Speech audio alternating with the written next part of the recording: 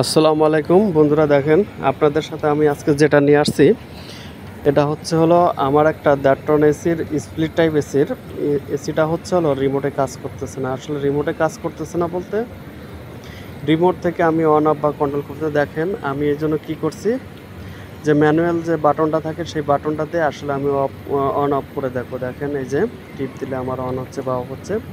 তার মানে আপনি তারপর রিমোটটা চেক করবেন, সেটা টিপ ক্যামেরাতে ধরে টিপ দিয়ে চেক করলে আপনারা দেখতে পারবেন যে আসলে রিমোটে কাজ করতেছে কিনা। আর যদি রিমোটে কাজ করে ওকে থাকে বা একই ব্র্যান্ডের যদি আরও এসি থাকে তাহলে আপনি সেক্ষেত্রে আর একটা করতে পারেন, ওই রিমোটটা অন্য এসিতে গিয়ে দেখবেন যে আসলে কাজ করে কিনা।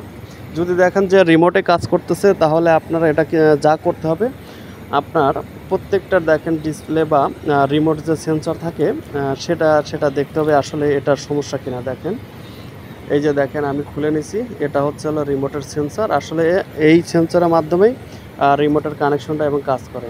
আর এখানে বেশি কিছু থাকে না, হয়তো বা দুই একটা রেজিস্টার থাকে বা চিপস এগুলোই থাকে। কানেকশনটা খুলে নেব।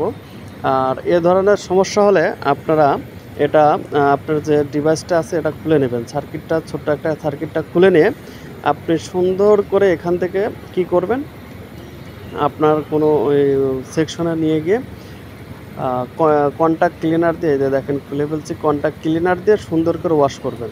ওয়াশ করে আবার লাগিয়ে দেবেন, ইনশাল্লাহ আশা করতেছি কাজ করবে।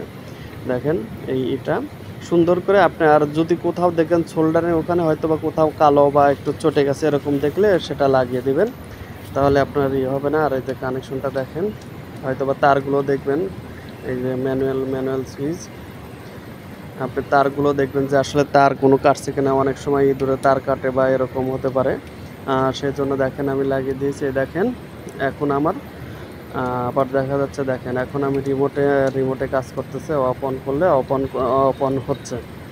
তার মানে আপনি এই সিম্পল সমস্যাটুকু অনেক সময় দেখা যাচ্ছে যে মনে হয় যে বড় সমস্যা। দেখেন এই যে অফ অন হয়ে গেছে। অবশ্যই যদি আমার ভিডিওটা এবং চ্যানেলটা ভালো লাগে অবশ্যই লাইক এবং সাবস্ক্রাইব করতে দেবেন। না, সবাই পাশে থাকবেন এবং আল্লাহ হাফিজ।